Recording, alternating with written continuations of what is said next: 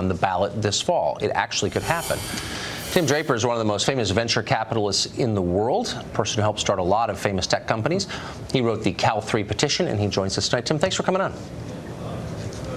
Great. Thanks for being here. Thanks for having me on your show. So I'm not really sure what to think of this. It seems like it's possible. It sounds like it's going to be voted on. It could pass in California. Maybe the Congress will approve it.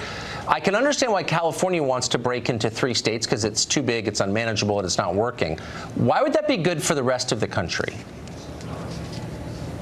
That's a good question. Well, we know that at least 600,000 Californians want to make sure that we've got Cal 3 passes.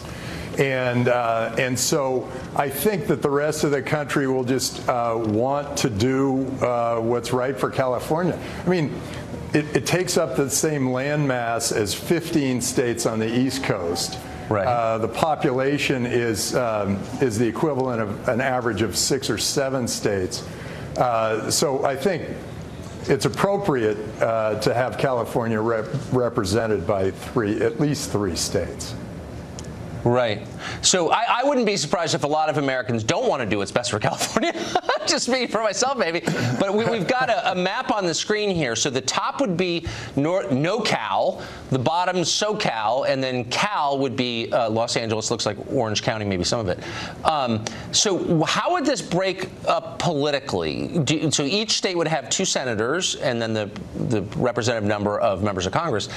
But what do you think the political division would be, Republican, Democrat?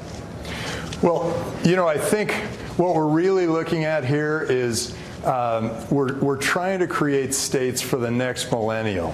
The blockchain's changing everything. Government is going to be completely different. This isn't a partisan thing one way or another. It's something that the world really needs. And to get a fresh start, I believe that California has the opportunity to now get better representation and get a fresh start. So 3 new states can be created. Right, but it is a states can take on whatever kind of governance that they think is appropriate for the next millennial. Right, but it's a partisan system that we've got that's kind of ruining California. So I was just saying it's a partisan system, though. So the rest of us are affected by the balance of, say, the Senate. And it should be interesting to know what new balance we'd get if this happened.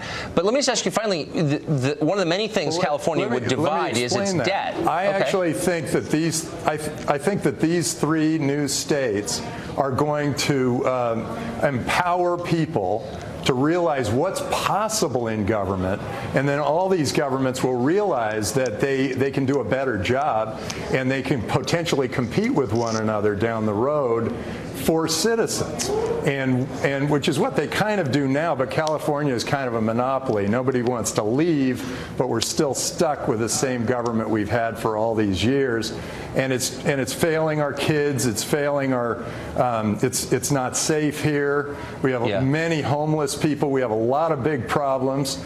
The education system is just about the worst in all 50 states, and it's the biggest state. So it really does need sort of a revamp and a restart, and I think this is a good start to doing that, because then people can say, well, let's start from first principles.